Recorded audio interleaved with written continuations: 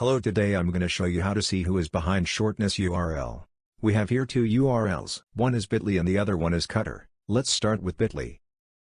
All we need to do is just paste the URL and add plus at the end of it. Now we got the original URL and we can see what's standing behind.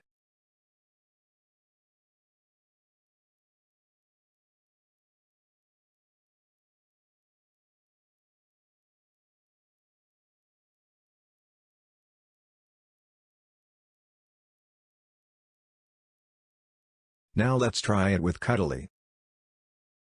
We copy the URL and all we have to do is just to add it at the end of it.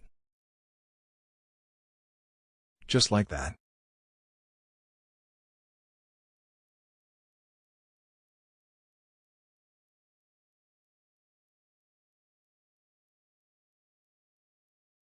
Hope this video was helpful. Don't forget to hit the subscribe button.